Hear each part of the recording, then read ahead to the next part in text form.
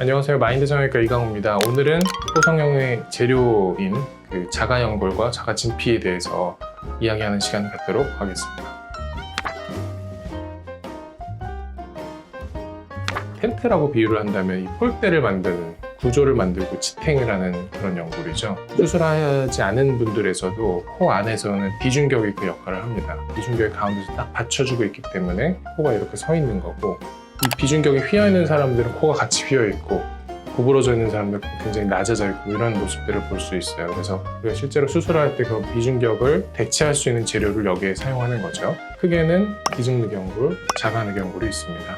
그러면 기증늑과 자가늑 중에 어떤 게 더 좋냐? 항상 많이 물어보시는 질문들인데, 항상 자가늑이 제일 좋다고, 그거는 이제 변함의 여지가 없는 것 같아요. 자가늑이 더 유리한 면에선 두 가지가 있는데, 하나는 이제 흡수가 좀 더 적다는 거고, 그리고 염증의 그런 순간을 맞았을 때 자가늑이 좀 더 안전하고 버틸 수 있기 때문에 이 두 가지가 가장 큰 요소거든요. 두 가지를, 기증늑과 자가늑을 차별화하는 데는. 그러니까 저는 개인적으로는 두 가지 경우에는 꼭 자가늑을 쓰는 게 좋다고 생각하는데, 한 가지는 작은 코가 굉장히 커질 때, 작은 코가 굉장히 커질 때는 압력을 굉장히 많이 받기 때문에 기증늑은 많이 흡수가 될 수 있고, 자가늑은 그거보다는 훨씬 더 잘 버틸 수 있는 거죠.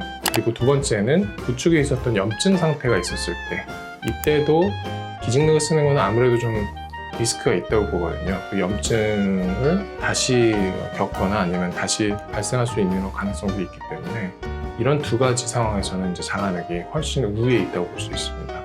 그걸 제외하고는 사실은 굉장히 낮은 코가 아니고 약간의 이제 보강의 힘이 필요한 경우, 아니면 아주 강한 기둥이 필요하지 않을 때는 기증늑도 되게 좋은 재료가 될 수 있다고 생각을 하고, 관리가 잘 되고 컨트롤이 잘 되는 환경에서는 기증늑도 되게 많이 사용할 수 있는 재료인데, 그 염증이나 이런 거에 대해서 너무 염려는 하지 않아도 된다. 저희의 통계에 의하면 그렇게 높은 확률은 아니다라고 말씀드릴 수 있을 것 같아요.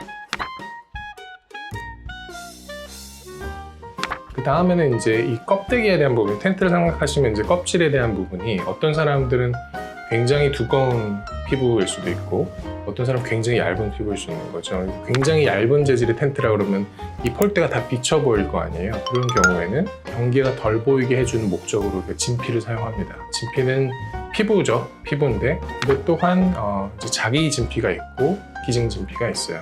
자기 진피는 크게 세 군데서 뛰는데, 하나는 이제 귀 뒤에서, 요거는 이제 귀연골을 살짝 덮기 위한 용도로 귀 뒤에서 일부의 조직을 따서 약간 이렇게 얹어주는 겁니다. 얇은 이불을 덮어준다, 이런 느낌으로 생각하시면 되고, 이거보다 좀 더 많은 양이 필요할 때 저는 개인적으로 이 사타구니에서 뗍니다. 속옷 라인의 이 경계 부분에서 아주 두껍지 않으면서 꽤 많은 양의 피부를 뗄 수 있어서, 굉장히 얇아진 상태에서 많은 쿠셔닝이 필요할 때는 이제 사타구니 쪽에서 떼고, 어떤 분들은 겨드랑이에서 떼기도 한다고 해요. 그래서 이 부분을 생각해 보시면 되게 피부가 얇고 이 양을 꽤 많이 얻을 수 있어서 이 두 번째로 생각하시면 재료입니다.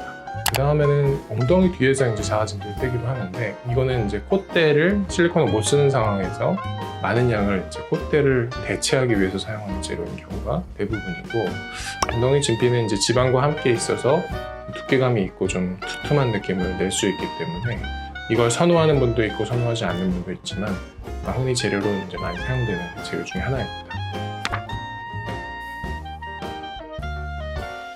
그 다음에는 이제 꼭지점을 만드는 재료거든요. 그러니까 텐트에 저는 이제 꼭지점, 가장 높은 포인트에 이제 정점을 만드는 재료를 저는 기연골을 가장 많이 사용합니다. 왜냐하면 이게 기존의 이제 코의 날개 연골과 가장 비슷한 게 귀연골이에요. 저는 기본적으로 원래 있는 재료와 가장 비슷한 것 갖다 쓰는 게 가장 결과가 좋고 자연스러운 결과가 나온다고 생각했을 때 귀연골을 코끝에 쓰는 게 가장 좋다고 생각하고, 귀를 왕창 떼는 게 아니고 윗칸에서의 일부를 떼는 거기 때문에 귀 모양의 변형이 생기거나 이런 가능성이 굉장히 낮아요.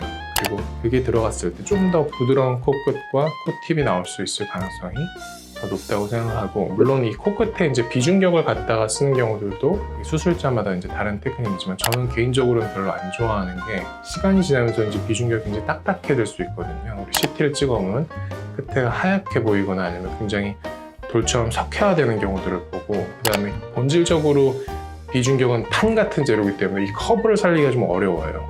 판으로 커브를 만들려면 이걸 막 찌그러뜨려서 만들어야 되는데 그게 사실은 좀 합리적이지가 않거든요. 이제 그런 두 가지를 생각했을 때는 귀연골을 코끝에 쓰는 게 제일 좋다고 생각합니다. 성형지식 캐치, 마인드 캐치.